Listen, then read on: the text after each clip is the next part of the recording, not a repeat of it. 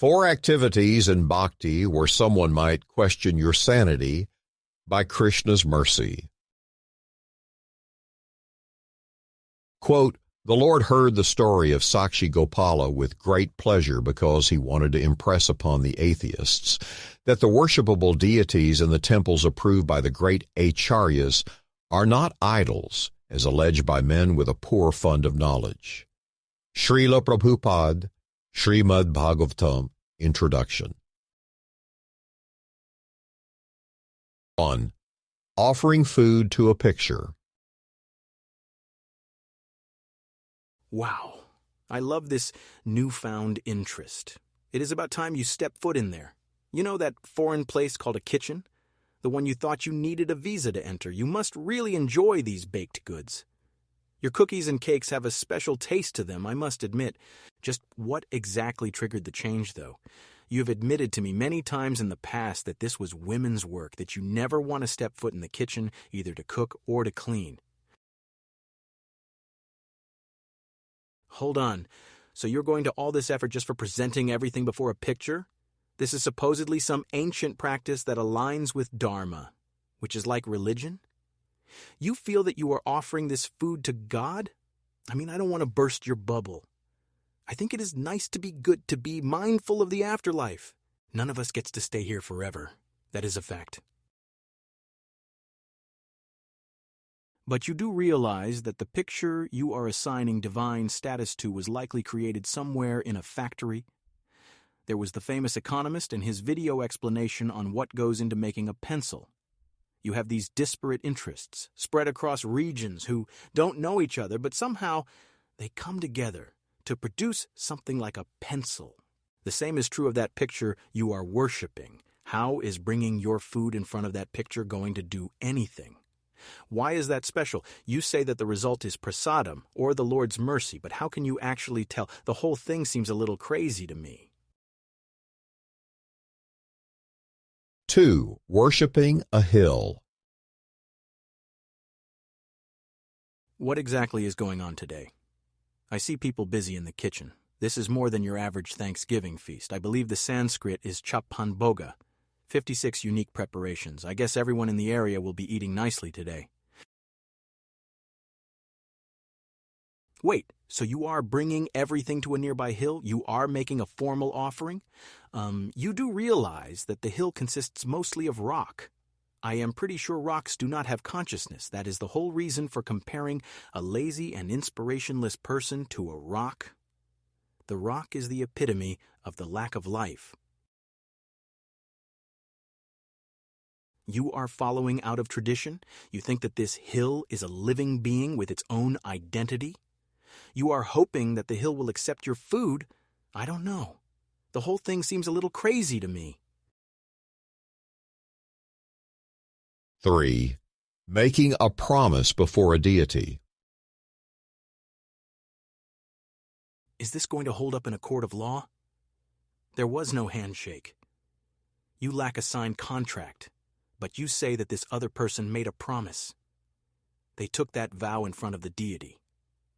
Okay, but that is only a collection of marble, stone, or resin.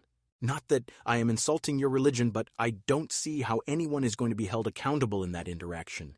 It is not like the deity will personally vouch for a claim. I think you are a little crazy to think this way. 4. Talking to a womb.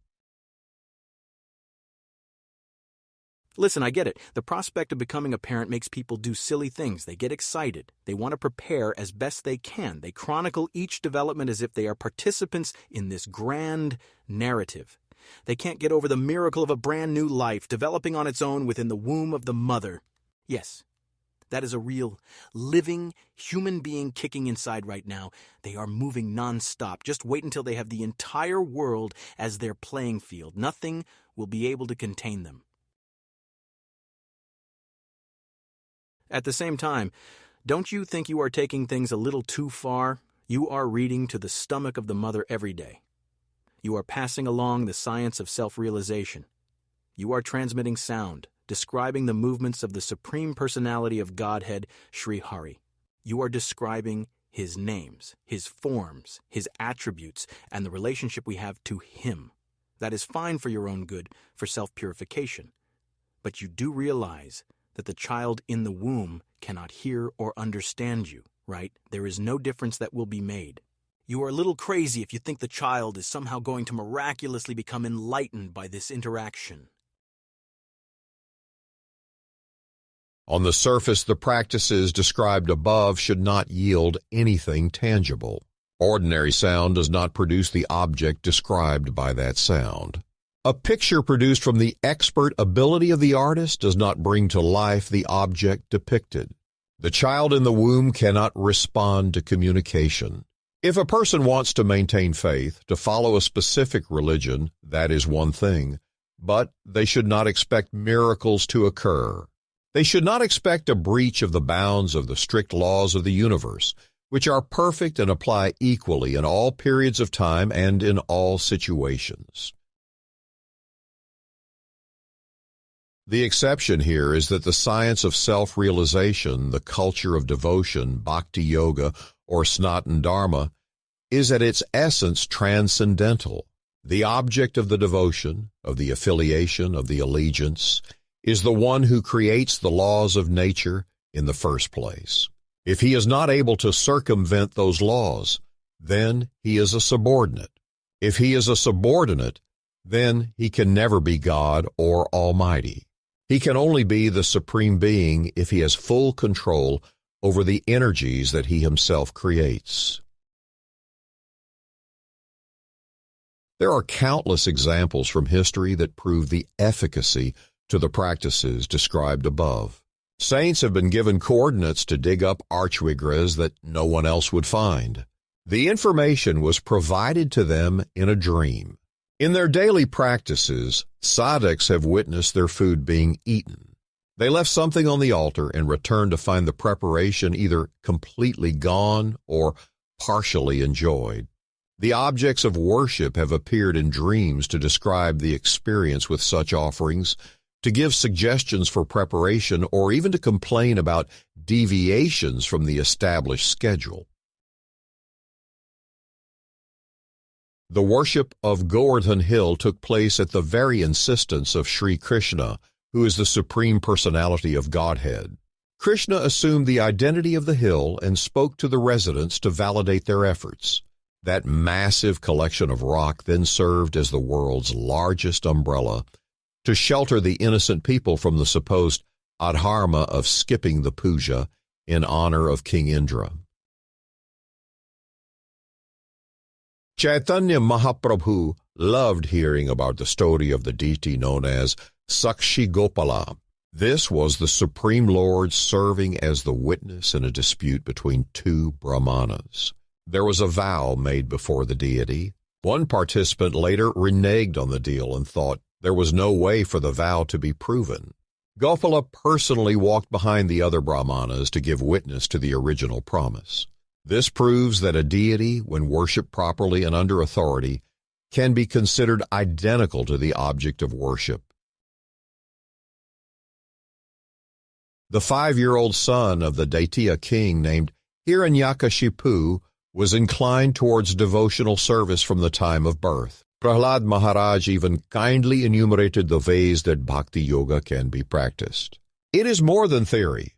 There is a practical implementation. There are ways that the active principle, the spark inside, can act upon their inclination for devotion. Shri Prahlad Uvach, Shravanam Kirtanam Vishnu, Smaranam Padsevanam, Archanam Vandanam Dasyam Sakhyamatma Nivedanam. Quote, hearing and chanting about the transcendental holy name, form, qualities, paraphernalia, and pastimes of Lord Vishnu, remembering them, serving the lotus feet of the Lord, offering the Lord respectful worship with 16 types of paraphernalia, offering prayers to the Lord, becoming his servant, considering the Lord one's best friend, and surrendering everything unto him, in other words, serving him with the body, mind, and words. These 9 processes are accepted as pure devotional service. Prahlad Maharaj, Shrimad Bhagavatam, Sarah 5:23. Prahlad learned of devotional service while within the womb. His guru was Narad Muni. Narad Muni spoke to the womb. He did not hang around for the subsequent birth. There was no opportunity for the disciple to offer direct service or inquire in a submissive manner. Nevertheless, that interaction with the womb was potent enough to cause Prahlad to go against the very nature of the Daitya. Prahlad was going against the entire kingdom, in fact, which was led by his father.